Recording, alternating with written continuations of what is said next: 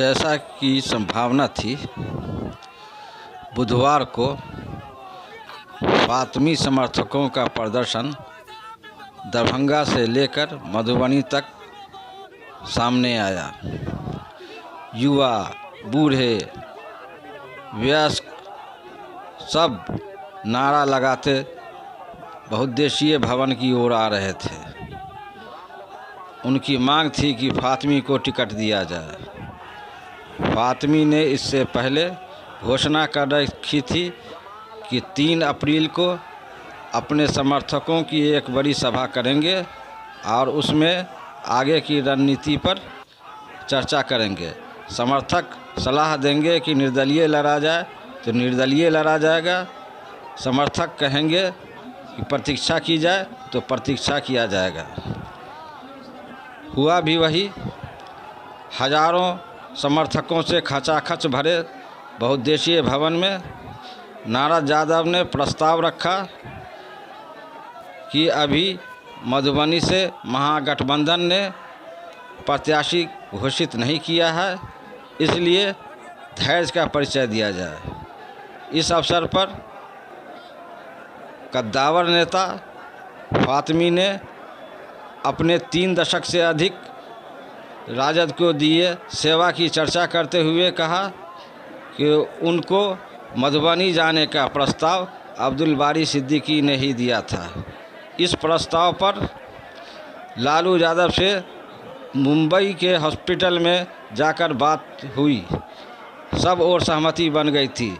तेजस्वी यादव ने भी मधुबनी में काम करने के लिए सिग्नल दे दिया था, लेकिन अब्दुल बारी सिद्दीकी को तो दरभंगा से टिकट दे दिया गया, जबकि उन्हें टिकट से वंचित रखा गया है।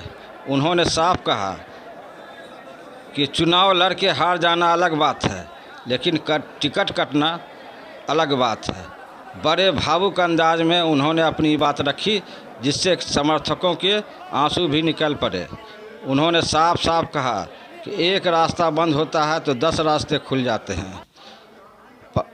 पार्टी नेतृत्व को उन्होंने फिर कटघरे में खड़ा करते हुए पूछा कि 3 बार हारने वालों को टिकट दिया गया, लेकिन उन्हें टिकट से क्यों वंचित किया गया, इसको पार्टी नेतृत्व को स्पष्ट करना चाहिए।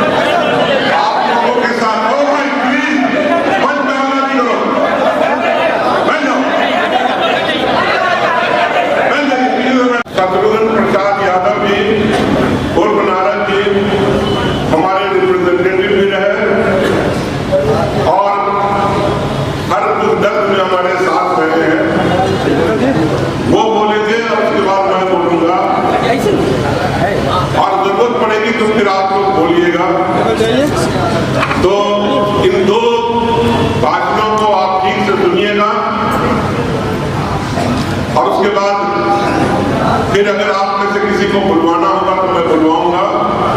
तो मैं नारद जी से निवेदन करता हूं कि वो आए और बिल्कुल ब्रीफ में, कोई लंबा भाषण की जरूरत नहीं है, ब्रीफ में आप लोगों से जो 30 साल का सफर है आपके साथ, उसको विस्तार से रखें।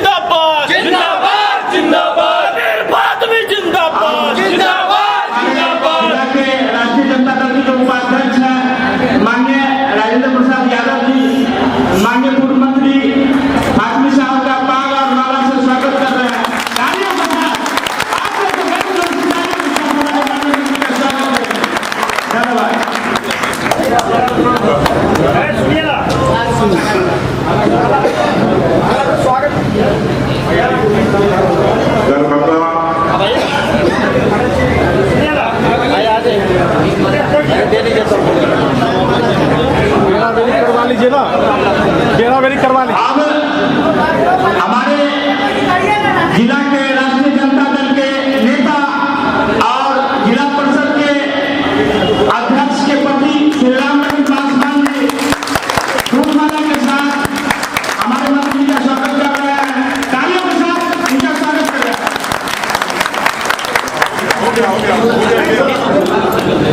अब सदन के जो जिला परिषद सदस्य हैं हमारे रहमत भाई फूल के माला के साथ स्वागत कर रहे हैं। हेलो, हो गया, बस हो गया। समीर भाई, दरभंगा और मधुबनी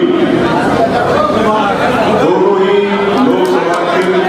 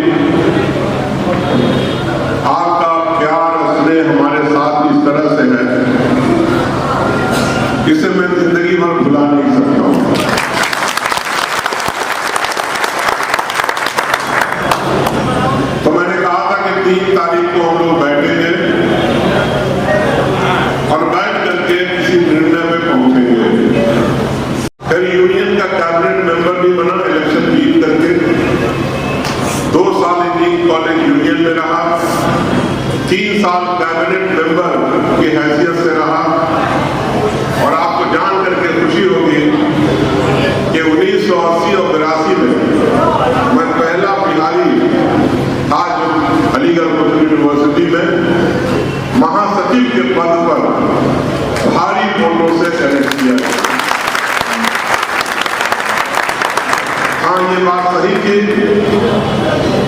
कि मैं दरभंगा में अपने पिता की वजह से जाना जाता था। मेरे पिता भी 62 में चुनाव लड़ चुके थे और उनके सामने चचा कबीर और हुकुमदेव नारायण यादव जी हुआ करते थे उस जमाने में। जिस तरह फराज 28 मतों से हारा था, उसी तरह से मेरे पिता भी 62 में मात्र 350 वोट से चुनाव हार गए। लेकिन उन्होंने अपना उत्तराधिकारी परिवार में नहीं बनाया। आज तेज नारायण यादव जी जिंदा हैं, आप कभी पूछ लेना उनसे। बाबूजी ने, मेरे पिता ने अपने पैसे से, अपने घर से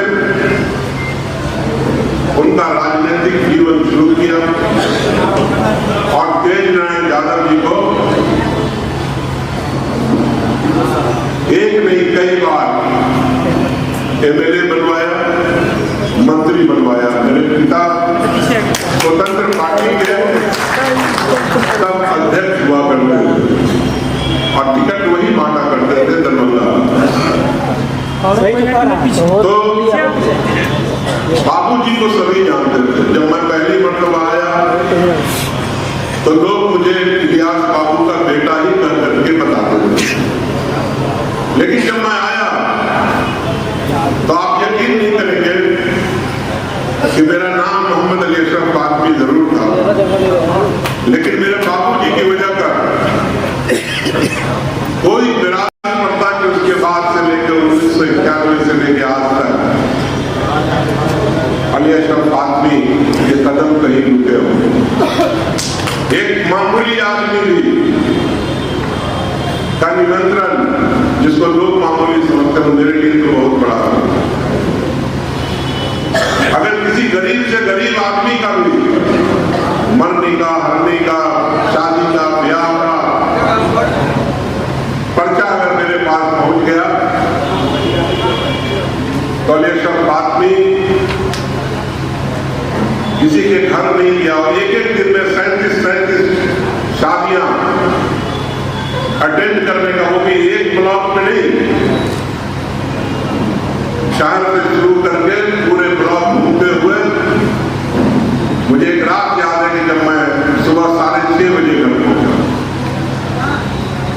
और आपको ताज्जुब होगा कि उसमें कोई भी मेरे नाम से मिला जुला लोगों की शादी नहीं की। तो ये जो कहते हैं कि हिंदुस्तान की मिली जुली विरासत, गंगा जमनी तहजीब का गहवारा मैंने दरभंगा को बनाया और ये खानदान एक परिवार बना।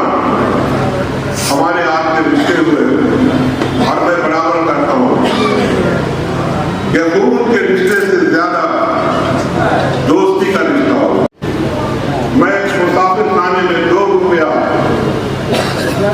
दे करके 2 चारपाई मिली थी और उसमें अलमीरा था जिसमें अपना सूटकेस हम लोग सुबह में डाल देते थे और यूनिवर्सिटी वहां से तकरीबन 5 किलोमीटर दूर थी। वहां से यूनिवर्सिटी जाकर अपना फॉर्म भरना, यानी अलीगढ़ का सफर मैंने मुसाफिर खाने से शुरू किया और 1 साल के बाद आप लोगों की दुआओं से वहां न कि सिर्फ इंजीनियरिंग में एडमिशन हुआ मेरा, कहा कि 7 साल 10 साल रहा अलीगढ़ में, उसमें 7 साल इलेक्टेड पोस्ट पे रहा। आजम खां भी हमारे यूनियन के मेंबर होते थे उस जमाने में। कुर्सी पे जगह नहीं मिली तो हमारे बेड में बैठ जाता है, सो जाता है। ये हमारे साथ अलीगढ़ से होता है। यह मत समझना कि आज हमने हजारों डॉक्टर, इंजीनियर, मैनेजमेंट के लोग पैदा किए। ये पेशा हमारा लोगों को बनाने का, आगे बढ़ाने का, ये दौर हमारा अलीगढ़ से शुरू होगा। और जिस दिन बात में मरेगा उस दिन तक चलता रहेगा। मैं दावा करना चाहता हूं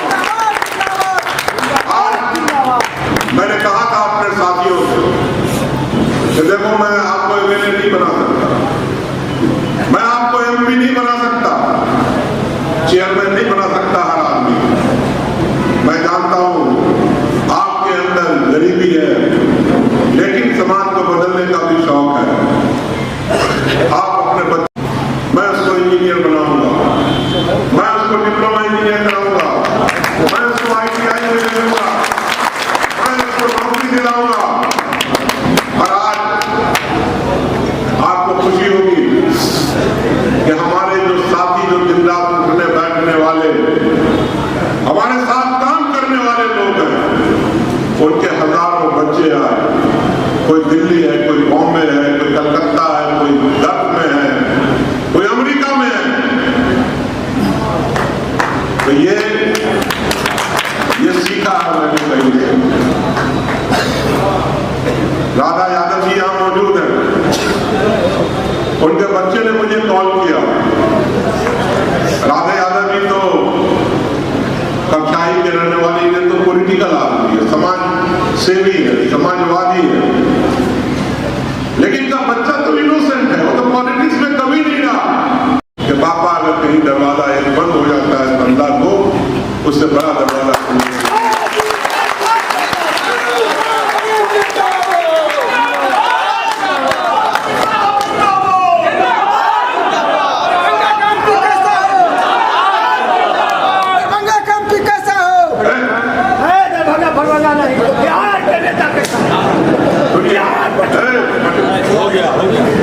तो मैं ये कहना चाहता हूं कि आपने मेरा टिकट काट करके मुझे, मेरे परिवार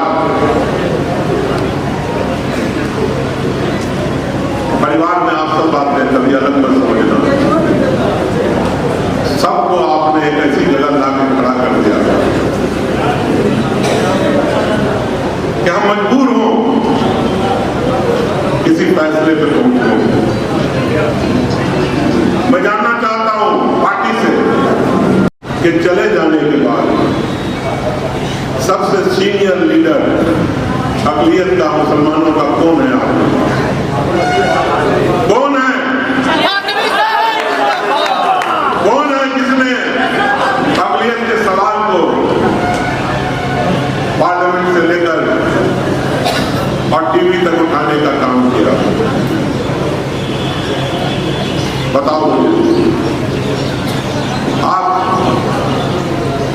पार्टी को टिकट डिनाई कर सकते हो, लेकिन फातमी दरभंगा ही नहीं, बिहारी नहीं, हिंदुस्तान के कोने कोने में अक़लियत के लोग